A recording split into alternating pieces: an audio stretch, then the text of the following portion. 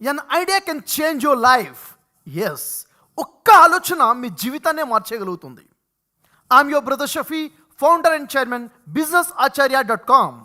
గత అనేక రోజుల నుంచి నా యూట్యూబ్ వీడియోస్ కింద ఫేస్బుక్లో చూసిన కామెంట్స్ నేను స్టడీ చేసుకుంటూ వస్తుంటే అనేక వేల మంది అడిగే ప్రశ్న ఏంటంటే, సార్ మేము బిజినెస్ చేయాలనుకుంటున్నాము, మాకు బిజినెస్లో క్లారిటీ రావటం లేదు, బిజినెస్ గురించి క్లారిటీ కావాలి, బిజినెస్ గురించి క్లాసెస్ కావాలని చెప్పేసి చాలామంది క్వశ్చన్స్ అడుగుతున్నారు. అంటే బ్రాండింగ్ ఎలా పెంచుకోవాలి, సేల్స్ ఎలా పెంచుకోవాలి, కొత్త బిజినెస్ ఎలా స్టార్ట్ చేయాలి, బిజినెస్ ఐడియాస్ గురించి. ఎస్, ఏ వ్యాపారం స్టార్ట్ చేయాలన్నా కానీ ఫస్ట్ కావాల్సింది ఆలోచన, ఐడియా. ఒక ఆలోచనతోనే ఒక వ్యాపారం అనేది మొదలవుతుంది. కాబట్టి అనేక మంది అడుగుతుంటే ఈ ప్రశ్నని దృష్టిలో పెట్టుకోండి. ఎందుకంటే చాలామంది ఎడ్యుకేషన్ అయిపోయిన తర్వాత ఏం చేయాలో అర్థం అవడం లేదు.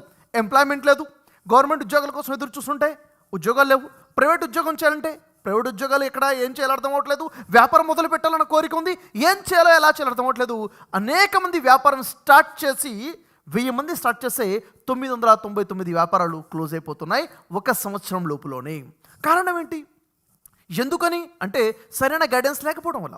ప్రతి విషయంలో కూడా గైడెన్స్ తీసుకొని మనం ముందుకెళ్తాం, ట్రైనింగ్ తీసుకుని ముందుకెళ్తాం. ఉదాహరణకి నేను ఇప్పుడు మాట్లాడుతున్నాను, మీరు మాట్లాడగలుగుతారు. మనం మాటలు నేర్చుకున్నాం, చిన్నప్పటి నుంచి ఒక్కొక్క అక్షరం ఒక్కొక్క పదం నేర్చుకున్నాం. మనం స్కూల్కి వెళ్ళి స్కూల్ స్టడీస్, కాలేజ్ స్టడీస్లో అనేక విషయాలు నేర్చుకున్నాం. కానీ దురదృష్టం ఏంటంటే బిజినెస్ నేర్చుకోలేదు. జీవితంలో ఏ వ్యాపారం అయితే చేయాలనుకున్నామో వ్యాపారం మన స్కూల్స్లో, కాలేజెస్లో ఎక్కడా చదవడానికి అందుబాటులో రాలేదు. యాక్చువల్గా ఈ బిజినెస్ ఎలా చేయాలి, బిజినెస్ గురించి గైడెన్స్ ఎలా ఉండాలి, మెంటరింగ్ ఎలా ఉండాలి, ఇవన్నీ దృష్టిలో పెట్టుకొని అనేక వేల మంది అడుగుతున్న ప్రశ్నకు సమాధానంగానే ఫస్ట్ టాపిక్ బిజినెస్ ఎలా స్టార్ట్ చేయాలి. బిజినెస్ స్టార్ట్ చేయడం ఎలా? బిజినెస్ స్టార్ట్ చేయాలంటే ఒక ఆలోచన అనేది కావాలి, ఒక ఐడియా కావాలి. ఒక ఐడియాతోనే బిజినెస్ అనేది స్టార్ట్ చేస్తాం. అంటే ఏ ప్రోడక్ట్కి సంబంధించిన వ్యాపారం చేయాలి, లేకపోతే ఏ సర్వీస్కి సంబంధించిన వ్యాపారం చేయాలి, ఏ ప్రాంతంలో వ్యాపారం చేయాలి, ఎలాంటి వ్యాపారం చేయాలి, ఇవన్నీ కూడా ఒక ఆలోచనతో మొదలవుతుంది. అయితే ముందుగా ఈరోజు ఐడియా గురించి మాట్లాడదాం.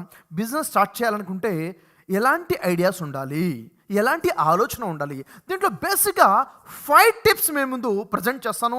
5 విషయాల గురించి మీతో మాట్లాడతాను. మొట్టమొదటి టిప్ ఐడియా గురించి. ఐడియా అనేది ఏ ఐడియా అయితే మీరు కలిగి ఉన్నారో ఆ ఐడియా సేలబుల్ ఐడియానా లేక ప్యాషనేటివ్ ఐడియానా? సేలబుల్ ఐడియా అంటే ఏంటి? మీకు వచ్చినటువంటి ఆలోచన, మీరు చేయాలనుకున్న వ్యాపారానికి సంబంధించినటువంటి ఆలోచన, ఉపాయము, మీ ఐడియా అన్నది సేలబులా కాదా? లేకపోతే ఆలోచన కేవలం మీ ప్యాషనేటెడ్ మాత్రమేనా? అసలు సేలబుల్ అంటే ఏంటి, ప్యాషనేటెడ్ అంటే ఏంటి, ఇది మనకు తెలియాలి. సేలబుల్ అంటే మీకు వచ్చిన ఆలోచన మార్కెట్లో చలామణి అవుతుందా, మార్కెట్లో ఉన్న ప్రజలు దీన్ని యాక్సెప్ట్ చేస్తారా, ఈ ఆలోచనని మీరు సేల్ చేయగలుగుతారా ప్రజలలో, అయితే అది saleable idea. Passionative idea, passionated idea అంటే ఏంటి?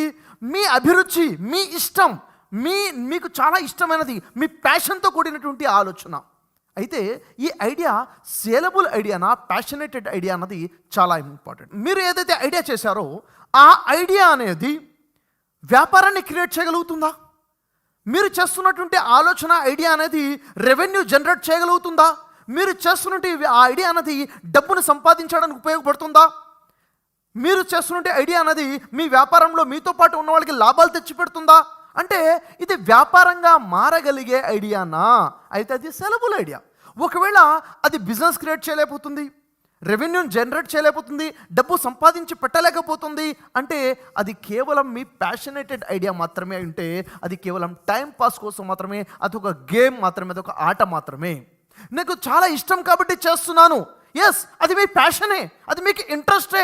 అది ప్యాషన్ అయినా అది సేలబులా కాదా అనేది చాలా ఇంపార్టెంట్. సేలబుల్ కాకపోతే అది నీ ప్యాషన్ అయినా కానీ అది బిజినెస్కి ఉపయోగపడదు. అది నువ్వు చేసుకుంటూ వెళ్తే అది ఒక నీ ఇష్టం కోసం చేస్తుంది, ఇది ఒక సోషల్ సర్వీస్ కావచ్చు, నీ ఇష్టం కోసం చేస్తుంది కావచ్చు, అది వ్యాపారంగా ట్రాన్స్ఫార్మ్ అవ్వదు సేలబుల్ కాకపోతే. కాబట్టి ఫస్ట్ మిమ్మల్ని మీరు ప్రశ్నించుకోవాల్సింది ఏంటి? Question your self. ఏంటది? మీ ఐడియా అనేది సేలబులా కాదా? మీ ఐడియా, ఎస్ సార్ నా ఐడియా, నా ప్యాషన్ చాలా మంచిదే. ఆ ప్యాషన్ అన్నటువంటి ఈ ఐడియా, మీ ఇష్టమైనటువంటి ఆ ఫీల్డ్, మీరు బాగా ఇష్టపడి చేస్తున్నటువంటి ఆ పని, ఆ ఐడియా ఏదైతుందో అది సేలబుల్ అయితే బిజినెస్ అవుతుంది, లేకపోతే బిజినెస్ ఐడియా కాదు. First point. అది సేలబుల్ ఐడియా అయితే ఏమవుతుంది, మీతో పాటు అనేక మంది వచ్చి జాయిన్ అవుతారు. ఎందుకని? అది బిజినెస్గా మారబోతుంది, డబ్బు సంపాదించే అవకాశం ఉంటుంది, చాలా వ్యాపిస్తుంది, స్కేలబుల్గా కూడా ఉంటుంది. అది సేలబుల్ అయితే స్కేలబుల్గా కూడా చేసుకోవచ్చు. కాబట్టి మీతో పాటు 10 మంది వచ్చి జాయిన్ అవుతారు దాన్ని పై స్థాయికి తీసుకెళ్ళడం కోసం.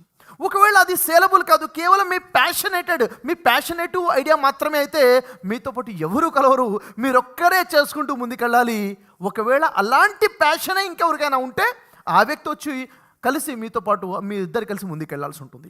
కాబట్టి మనం ఇక్కడ మాట్లాడుకుంటుంది వ్యాపారం గురించి, బిజినెస్ గురించి. కాబట్టి ఐడియా అనేది సేల్ అవుతుందా లేదా అన్నది ఫస్ట్ పాయింట్, ఐడియా గురించి.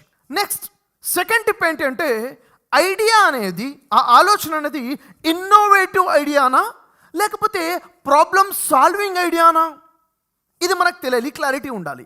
అంటే మీరు ఏదైతే ఆలోచన చేస్తున్నారో ఆ ఆలోచన ఇన్నోవేటివ్గా ఉందా లేదా, లేకపోతే అది ప్రాబ్లమ్ సాల్వింగ్గా ఉందా లేదా. చూడండి, ఈరోజు ప్రపంచం వేగంగా అభివృద్ధి చెందుతుంది, వేగంగా మారుతుంది కూడాను. ఒకప్పుడు ఉన్న టెక్నాలజీ 1 సంవత్సరం 2 సంవత్సరాల తర్వాత టెక్నాలజీ మారిపోతుంది, కొత్త విధంగా టెక్నాలజీ వస్తుంది, ఇన్నోవేషన్ అనేది వస్తుంది. అయితే మీరు చేస్తున్న ఆలోచన కొత్తదనానికి సంబంధించింది, అంటే ఇన్నోవేషన్కి సంబంధించిన ఆలోచన అయితే ఆ ఆలోచన ఉపయోగకరమైనదా లేదా, ఏదైనా ఒక పెద్ద ప్రాబ్లంకి, సమస్యకి పరిష్కారంగా ఉందా లేదా, లేకపోతే మీకు వచ్చినట్టు ఆ ఇన్నోవేటివ్ ఐడియా అనేది ఒక గొప్ప అవకాశాన్ని, గొప్ప ఆపర్చునిటీని క్రియేట్ చేయగలుగుతుందా లేదా అన్నది ఆలోచించాల్సిన అవసరం ఉంది.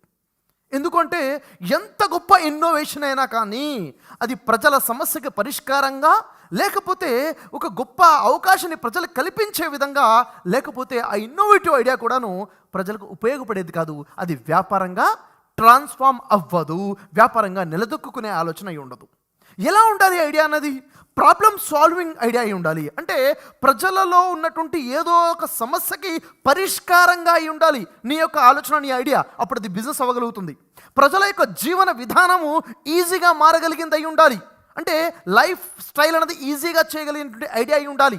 లేకపోతే ప్రజలు చేస్తున్న వ్యాపారం యొక్క విధానము ఈజీగా మారగలగాలి. నువ్వు చేస్తున్నటువంటి ఐడియా వల్ల చేస్తున్న పనులు ఈజీగా జరగాలి, ప్రోగ్రెస్ పెరగాలి. నువ్వు చేస్తున్నటువంటి ఇన్నోవేటివ్ ఐడియా వల్ల ప్రజల యొక్క సమయము తగ్గాలి, ప్రజల యొక్క అవుట్కమ్ అనేది పెరిగే విధంగా ఉండాలి, ప్రోగ్రెస్ పెరిగే విధంగా ఉండాలి. ఏదో విధంగా ప్రజల యొక్క జీవన విధానంలో, ప్రజల యొక్క వ్యాపార జీవితంలో కానీ, ప్రజల యొక్క ఏదో సమస్యకి పరిష్కారంగా కానీ, గొప్ప అవకాశంగా కానీ ఉంటే మాత్రము ఆ ఆలోచన ఇన్నోవేటివ్ అండ్ ప్రాబ్లమ్ సాల్వింగ్ ఉంటే మాత్రము ఖచ్చితంగా బిజినెస్గా మారగలుగుతుంది. ప్రాబ్లమ్ సాల్వింగ్గా లేకపోతే, అది కేవలం ఇన్నోవేటివ్గా ఉంటే అది వ్యాపారంగా మారే అవకాశం లేదు. కాబట్టి బిజినెస్ స్టార్ట్ చేసేటప్పుడు మనం చేస్తున్న ఐడియా కేవలం ఇన్నోవేటివ్నా లేక ప్రాబ్లమ్ సాల్వింగా అన్నది మనంగా క్వశ్చన్ చేసుకోవాల్సిన అవసరం చాలా ఉంది. ఎప్పుడైతే మీరు చేస్తున్న ఆ ఆలోచన ప్రజల యొక్క హార్డ్ వర్క్ని మినిమైజ్ చేస్తుంది, హార్డ్ వర్క్ని తగ్గిస్తుంది, ఈజీ వర్క్ని చేయగలుగుతుంది, ఖచ్చితంగా ఆలోచన ప్రాబ్లమ్ సాల్వింగ్గా ఉంది అని అర్థమవుతుంది. ఎప్పుడైతే మీరు చేస్తున్న ఆలోచన ప్రజల యొక్క ఖర్చుని తగ్గిస్తుంది, మినిమైజింగ్ ద ఎక్స్పెన్సెస్, ఖర్చును తగ్గించే విధంగా మీ ఆలోచన ఉంది, ఖచ్చితంగా వర్కౌట్ అవుతుంది. కాబట్టి రెండో ప్రశ్న ఏంటిది ఐడియా గురించి? రెండో టిప్ ఏంటి? ఇన్నోవేటివ్ ఐడియానా ప్రాబ్లమ్ సాల్వింగ్ ఐడియానా?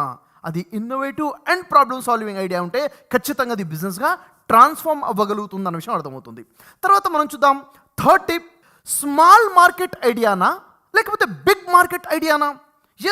నీకు వచ్చిన ఆలోచన అనేది ఇన్నోవేటివ్గా ఉంది, ప్రాబ్లమ్ సాల్వింగ్గానే ఉంది, కానీ అది స్మాల్ మార్కెట్ని క్యాప్చర్ చేయబోతుందా లేక బిగ్ మార్కెట్ని క్యాప్చర్ చేయబోతుందా అన్నది ఇక్కడ ఐడియా గురించి పరీక్షించాల్సిన అవసరం ఉంది. నువ్వు చేస్తున్న ఆలోచన, నీకు వచ్చిన ఆలోచన ఉపాయము బిజినెస్ గురించి, ఆ ఆలోచన ఎలాంటిది?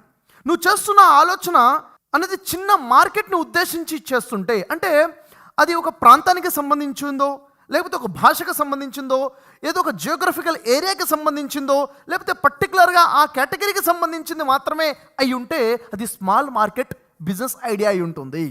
యాక్చువల్గా ఎప్పుడైతే ఆటంకాలు, బేరియర్స్ ఉంటాయో, అడ్డంకులు ఉంటాయో, ప్రాంతం అనే అడ్డంకులు, భాష అనే అడ్డంకులు, మతం అనే అడ్డంకులు, లేకపోతే ఒక రిలీజన్ అనే అడ్డంకులు, ఇలాంటి అడ్డంకులతో ఉన్నటువంటి ఒక వ్యాపారం అనే ఆలోచన అక్కడే ఆగిపోతుంది. ఎలాంటి ఐడియా ఉండాలి? బిగ్ మార్కెట్ ఐడియా అయి ఉండాలి. మనం చేస్తున్నటువంటి ఆ వ్యాపార ఆలోచన ఆ ప్రాంతాలు అనే అడ్డుగోడలను, జియోగ్రఫీ అనే అడ్డుగోడలను, ఎలాంటి అడ్డుగోడలను కూడా ఆగకుండా మీ ప్రాంతాన్ని, మీ జిల్లాని, మీ రాష్ట్రాన్ని, మీ దేశాన్ని కూడా అడ్డుగోడలను కూడా తెంచుకుంటూ ప్రజలందరికీ అందే విధంగా ప్రపంచవ్యాప్తంగా వెళ్ళగలగాలి. కనీసం 1,00,00,000 మందికైనా ఉపయోగపడే విధంగా ఆలోచన ఉందా లేదా? ఈ ఆలోచించాలంటే మీకు వచ్చిన ఆలోచన ఏదో ఒక రంగానికి సంబంధించినటువంటి టెక్నాలజీ మీద పనిచేశారు అనుకోండి. దాని మీద మంచి ఇన్నోవేటివ్ ఒక ఐడియాతో పాటు ఏదో ఒకటి తయారు చేశారు. మీకు వచ్చినటువంటి మీ తయారు చేసిన ఆ వస్తువు అనేది, ఆ టెక్నాలజీ అనేది, ఆ సొల్యూషన్ అనేది పరిష్కారమే. కానీ ఆ పనిలో, ఆ వృత్తిలో, ఆ టెక్నాలజీలో ఉన్నటువంటి వారు ఎంతమంది అంటే దేశం మొత్తంలో ఒక 500 మందే ఉన్నారనుకోండి.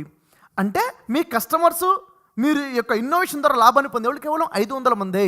కేవలము అక్కడ స్మాల్ మార్కెట్ అయిపోయింది. దాంట్లో స్కేల్ పెంచే అవకాశం లేదు. ఎందుకని? మీరు చేసే ఆలోచన స్మాల్ మార్కెట్కి సంబంధించింది కాబట్టి. నేను అదే అంటున్నాను, మీరు వ్యాపారంలో వచ్చేటప్పుడు మీ ఆలోచన ఎంత పెద్ద మార్కెట్ని క్యాప్చర్ చేయబోతుంది అన్నది ఫస్ట్ మనం ఆలోచించాలి. ఎందుకంటే వ్యాపారం తారాస్థాయికి తీసుకెళ్లాలంటే, ఉన్నత స్థాయికి తీసుకెళ్లాలంటే ముందు వేసే అడుగులు, ముందేసే ఆలోచనలే చాలా ఇంపార్టెంట్. కాబట్టి ప్రశ్నించుకోవాల్సింది, మనం అడుగులు వేస్తున్న ఆలోచన స్మాల్ మార్కెట్ వైపుగా, బిగ్ మార్కెట్ వైపుగా అన్నది. తర్వాత బిజినెస్ స్టార్టప్ ఐడియాలో మనం ఆలోచించాల్సింది 4th టిప్ ఏంటి అంటే, 1 ఐడియా వర్సెస్ మల్టిపుల్ ఐడియాస్. చాలామంది అంటారు, నాకు చాలా క్రియేటివిటీ ఉందండి, నేను చాలా ఆలోచనలు వస్తుంటాయి, నాకు అద్భుతమైన ఆలోచనలు వస్తుంటాయి, ఐఎమ్ ఐడియా మ్యాన్ అంటారు. అంటే అద్భుతమైన ఆలోచనలు వచ్చే వ్యక్తి. అయితే నేనేమంటాను, మీరు బిజినెస్ గురించి చేస్తుంటే ఆలోచన ఏదో చేశారో, మీకు ఒక ఆలోచన ఉందా, లేక 4, 5, 10 ఆలోచనలు ఉన్నాయా? ఇది చేస్తాను, అది చేస్తాను, అది చేస్తాను, ఇది చేస్తానని 10 ఆలోచనలు తీసుకుని ముందుకెళ్తున్నారా, లేక ఒకే ఒక ఆలోచన తీసుకుని ముందుకెళ్తున్నారా అన్నది ఆలోచించాలి. చాలామంది బిజినెస్ స్టార్ట్ చేయాలి అనుకునేటప్పుడు ఎన్ని ఆలోచనలు తీసుకుని ముందుకెళ్తున్నారు, ఎన్ని బిజినెస్ ఐడియాస్ ఉన్నాయి. అయి ఉండొచ్చు, మీరు దగ్గర చాలా గొప్ప టాలెంట్ ఉండొచ్చు, చాలా గొప్ప స్కిల్స్ ఉండొచ్చు, మీకు చాలా గొప్ప ఎక్స్పీరియన్సెస్ ఉండొచ్చు. ఎంత ఏదైనా కానీ అట్ ఎ టైం ఒక్కసారి ఒక్కదాని మీద మీరు ఫోకస్ చేస్తే వచ్చే రిజల్ట్ 4, 10 మీద ఫోకస్ చేస్తే ఆ రిజల్ట్ అనేది ఉండదు. ఒక్కోసారి ఏమవుతుంది, మీరు ఒకదాని మీద ఫోకస్ చేస్తే రిజల్ట్ వస్తుంది, అదే 4 విషయాల మీద ఫోకస్ చేస్తే ఒక్కదాని మీద కూడా రిజల్ట్ రాకుండా పోతుంది. కాబట్టి బిజినెస్ స్టార్టప్ ఐడియాలో మీరు చేయాల్సింది, ఒక ఆలోచన పట్టుకుని ముందుకెళ్తున్నారా? మీరు అనొచ్చు, లేదండి నా దగ్గర ఉన్న 10కి 10 ఆలోచనలు కూడా అద్భుతమైన ఆలోచనలే. నేనేమంటానంటే ఆ 10 అద్భుతమైన ఆలోచనలు ఒక ఆలోచన, ద బెస్ట్ ఆలోచనని పికప్ చేయండి. ఆ బెస్ట్ ఆలోచన పికప్ చేయండి. మిగిలిన 9 ఆలోచనలు, 9 ఐడియాస్ ఏవైతే ఉన్నాయో వాటిని పార్క్ చేయండి, పక్కన పార్క్ చేసి పెట్టండి. ఈ ఒక బెస్ట్ ఐడియా మీద వర్క్ చేయండి, 1 year 2 years ఫోకస్గా వర్క్ చేయండి. ఆ తర్వాత పార్క్ చేసిన ఐడియాస్ నుంచి మరొక బెస్ట్ ఐడియా తీసుకోండి. అప్పుడు అనుకున్న విధంగా టాప్ లెవెల్ గ్రోత్కి మన బిజినెస్ని తీసుకెళ్ళగలుగుతాం. ఆ తర్వాత బిజినెస్ స్టార్టప్ ఐడియాస్లో 5th టిప్ ఏంటి? 5th టిప్ ఏంటి అంటే, సోలో ఫౌండర్ ఐడియానా లేక కో ఫౌండర్ ఐడియానా? మీరు బిజినెస్ స్టార్ట్ చేయబోతున్నారు, బిజినెస్ స్టార్ట్ చేయాలనుకున్నప్పుడు సోలో ఫౌండర్గా ఉన్నారా, నేనే దీనికి ఫౌండర్ని, నేను మాత్రమే దీనికి ఫౌండర్ని అన్న ఆలోచనలో ఉన్నారా, కో ఫౌండర్ని తీసుకుని ముందుకెళ్తున్నారా అన్నది చాలా ఇంపార్టెంట్. ఎందుకంటే ఇక్కడే చాలామంది ఫెయిల్ అవుతుంటారు. సోలో ఫౌండర్గా ముందుకెళ్ళాలా, కో ఫౌండర్ని తీసుకుని ముందుకెళ్ళాలా? అంటే ఒకే ఒక ఓనర్షిప్ ఉండాలా, మల్టిపుల్ ఓనర్షిప్స్ అనేవి ఉండాలా? పార్ట్నర్షిప్ వ్యాపారం చేయాలా, ఒక్కడనే వ్యాపారం చేయాలన్నది ఇది చాలా పెద్ద కన్ఫ్యూజన్ చాలామందికి. ఒక్కొక్కళ్ళ ఎక్స్పీరియన్స్ ఒక్కొక్క రకంగా ఉంటుంది. యాక్చువల్గా చెప్పాలంటే ఇంటర్నేషనల్ లెవెల్లో టాప్ లెవెల్ సక్సెస్ అనేటువంటి కంపెనీస్ని కొన్ని ఎగ్జాంపుల్స్గా మనం తీసుకున్నట్లయితే అక్కడ సోలో ఫౌండర్ కాకుండా కో ఫౌండర్గా ఉన్నది మనం గమనిస్తుంటాం. ఉదాహరణకు మీరు చూడండి, యాపిల్ మీరు వినుంటారు. యాపిల్ యొక్క ఫౌండర్ సోలోగా ఉన్నాడా, కో ఫౌండర్ కూడా ఉన్నాడా అంటే, యాపిల్కి ఫౌండర్స్గా స్టీవ్ జాబ్స్తో పాటు స్టీవ్ వజ్నియాక్ కూడా కో ఫౌండర్గా ఉన్నాడు. 2 ఫౌండర్స్ అక్కడ కనిపిస్తున్నారు. అదే ప్రపంచ ప్రఖ్యాతిగాంచినటువంటి గూగుల్ మనం చూసుకున్నట్లయితే గూగుల్కి ఒక ఫౌండర్ ఉన్నాడా లేక కో ఫౌండర్స్ ఉన్నారా అంటే, లారీ పేజ్ ఒక ఫౌండర్ అయితే సెర్జీ బ్రిన్ మరొక ఫౌండర్గా ఉన్నాడు, కో ఫౌండర్ అక్కడ ఉండడం జరిగింది. అదే మైక్రోసాఫ్ట్ని చూసుకోండి, మైక్రోసాఫ్ట్ ప్రపంచంలోనే అతి గొప్ప కంపెనీ. ఈ మైక్రోసాఫ్ట్ ఒకే ఫౌండరా లేక కో ఫౌండర్ కూడా ఉన్నాడంటే, మైక్రోసాఫ్ట్కి బిల్ గేట్స్ ఫౌండర్తో పాటు పౌల్ అలెన్ కూడా ఫౌండర్గా ఉన్నాడు. కో ఫౌండర్స్ అనేది ఇక్కడ మనకు కనిపిస్తుంది. అయితే మనం చేస్తున్న వ్యాపారము ఒకే ఫౌండర్తో వెళ్ళాలా, ఒకే ఓనర్షిప్లో వెళ్ళాలా, లేక కో ఫౌండర్ని కూడా తీసుకుని వెళ్ళాలా అన్నది చాలా ముఖ్యమైన విషయము. మరి ఇక్కడ ఏ కంపెనీ అయితే మీరు స్టార్ట్ చేస్తున్నారో ఆ కంపెనీలో ఒక వ్యక్తి అంటే ఒక ఎనర్జీ, ఇద్దరు అంటే రెండు ఎనర్జీలు, నలుగురు అంటే నలుగురు ఎనర్జీస్. ఎన్ని ఎనర్జీస్ కలిసి వర్క్ చేస్తే అంత ఫాస్ట్గా కంపెనీ అనేది గ్రో అవుతుంది. అయితే ఈ 4 ఎనర్జీస్ మధ్య, ఈ నలుగురు పార్ట్నర్స్, నలుగురు ఫౌండర్స్ మధ్య ఒక గొప్ప స్ట్రాంగ్ అండర్స్టాండింగ్స్ అనేవి చాలా అవసరం. లేకపోతే ఏమవుతుంది, మన భారతదేశంలో ఎన్నైతే ప్రైవేట్ లిమిటెడ్ కంపెనీస్ స్టార్ట్ అయ్యాయో వాటన్నిటిని దాదాపుగా అనాలిసిస్ చేసుకుంటూ వస్తే ఎన్ని కంపెనీస్ అయితే స్టార్ట్ అయ్యి గ్రో అవుతూ వచ్చాయో 90% కంపెనీస్ మధ్యలోనే ఏదో కారణం వల్ల కంపెనీలు ఆగిపోవడము లేకపోతే అమ్మివేసుకోవడమో జరిగింది. ఎందుకని? నష్టపోయి చేశారంటే కాదు, పార్ట్నర్స్ మధ్య విభేదాలు రావటం వల్ల ఇలాంటివి జరుగుతున్నాయి. కాబట్టి పార్ట్నర్స్ మీద ఒక సరైన అండర్స్టాండింగ్స్ లేకుండా పార్ట్నర్షిప్ చేయటం కూడాను నష్టదాయకమైంది. కాబట్టి ఒక కంపెనీని స్టార్ట్ చేస్తే సింగిల్ ఫౌండర్ కన్నా, సోలో ఫౌండర్ కన్నా కో ఫౌండర్ ఉండడం బలమైనది. ఎప్పుడు బలమైనది? సరైన అండర్స్టాండింగ్ ఉంటే. ఎస్, నీ బాధ్యతలేంటి, నీ హక్కులేంటి, అతని బాధ్యతలేంటి, అతని హక్కులేంటి, క్లారిటీ ఉండాలి. నువ్వు వర్క్ చేయాల్సిన గ్రౌండ్ ఏంటి, అతను వర్క్ చేయాల్సిన గ్రౌండ్ ఏంటి, క్లారిటీగా ఉండాలి, రాతపూర్వకంగా ఉండాలి. ఏ ఏరియాలో ఎవరు వర్క్ చేయాలి, ఏ ఏరియాలో ఎవరు వర్క్ చేయాలి అంటే ఉదాహరణకి మేనేజ్మెంట్లో ఎవరు ఉండాలి, బ్రాండింగ్ ఎవరు చూసుకోవాలి, ఫైనాన్స్ ఎవరు చూసుకోవాలి, బిజినెస్ డీలింగ్స్ ఎవరు చూసుకోవాలి, అంటే బిజినెస్ సంబంధించిన ఏ బాధ్యతలు ఎవరు అన్నది ఎప్పుడైతే చూసుకొని సరైన అండర్స్టాండింగ్లో ఉంటామో కో ఫౌండర్షిప్ అన్నది బెస్ట్ ఐడియా. కాబట్టి మీరు స్టార్ట్ చేసేటువంటి కంపెనీలో మీరు చేస్తున్న ఆలోచన ఐడియా కో ఫౌండర్తో చేస్తున్నారా లేక సోలో ఫౌండర్తో చేస్తున్నారా ఒక్కసారి మీరు ఆలోచించాల్సిన అవసరం ఉంది. అయితే గతంలో నేను చేసినటువంటి బిజినెస్ వర్క్షాప్స్ కానివ్వండి, 2 days బిజినెస్ వర్క్షాప్, అదేవిధంగా సేల్స్ స్ట్రాటజీస్ మీద చేసినటువంటి వర్క్షాప్స్ కానివ్వండి, హౌ టు ఎర్న్ మనీ అని బిజినెస్ రిలేటెడ్ కానివ్వండి, బిజినెస్ ఐడియాస్ మీద చేసినటువంటి వర్క్షాప్ ఐడియాస్ కానివ్వండి, ఇవన్నీ చూసిన తర్వాత స్ట్రాటజీస్ గురించి మాట్లాడడం చూసి అనేక మంది నన్ను అప్రోచ్ అవ్వడం జరిగింది. సార్, మేము ఈ విధంగా వ్యాపారం చేస్తున్నాము, మా కంపెనీ ఈ విధంగా ఉంది, ఈ కంపెనీలో మీరు కూడా ఒక పార్ట్నర్గా ఉండి మాతో పాటు కలిసి జర్నీ చేద్దాము, మీ ఆలోచనలు కావాలి, మీరు కూడా మా కంపెనీకి ఒక గైడ్గా ఉండండి, మీకు కూడా షేర్ ఇస్తాము, మా కంపెనీలో మీరు కూడా రండి అని చెప్పేసి చాలామంది ఇన్విటేషన్స్ రకరకాలు వస్తుంటాయి. ఎప్పుడైతే ఇలాంటి కంపెనీస్ యొక్క ఇన్విటేషన్స్ వస్తుంటాయో నేను చూసేదేంటి, నేను చూసేది ఇవే విషయాలు. యాక్చువల్గా ఏ కంపెనీ అయితే వీళ్ళు వర్క్ చేస్తున్నారో వాళ్ళు వర్క్ చేస్తున్నటువంటి ఐడియా ఏంటది, సేలబుల్ ఐడియా మీద వర్క్ చేస్తున్నారా లేక ప్యాషనేటెడ్ ఐడియా మీద వర్క్ చేస్తున్నారా ఫస్ట్ మనం చూస్తున్నాం.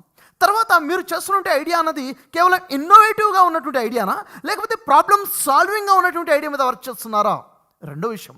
తర్వాత మీరు ఏ కంపెనీ అయితే ఆఫర్ మనకు ఇస్తుందో, ఏ కంపెనీ అయితే మనకి ప్రపోజల్ ఇస్తుందో ఆ ప్రపోజల్ ఇచ్చే కంపెనీ స్మాల్ మార్కెట్ మీద ఐడియా కలిగి ఉందా లేక బిగ్ మార్కెట్ ఐడియా కలిగి ఉందా, లేకపోతే ఈ ప్రపోజల్ ఇస్తుంటే కంపెనీ సింగిల్ ఐడియా మీద ఫోకస్ చేస్తుందా లేక మల్టిపుల్ ఐడియాస్ మీద ఫోకస్ చేస్తుందా, ఈ అన్ని విషయాలు కూడా ఆలోచించి డిసిషన్ తీసుకోవడం జరుగుతుంది. ఎవరితో పాటు కలిసి జర్నీ చేయాలి, ఎవరితో పాటు కలిసి జర్నీ చేయకూడదు అన్నది. ఎందుకంటే ఇవన్నీ కూడా చాలా ఇంపార్టెంట్. అది అందుకే ఇలాంటి తప్పులు చేస్తూ ఈ ఐడియాస్లో బేసిక్ మిస్టేక్స్ చేస్తూనే చాలామంది అనేక గొప్ప స్టార్ట్స్ చేసి తర్వాత ఫెయిల్ అయిపోయాడు చాలామంది ఉన్నారు. అయితే నా మాట వింటున్నటువంటి మీరు ఎవరైతున్నారో బహుశా మీకు కూడా ఎక్స్పీరియన్స్ ఉండి ఉంటుంది.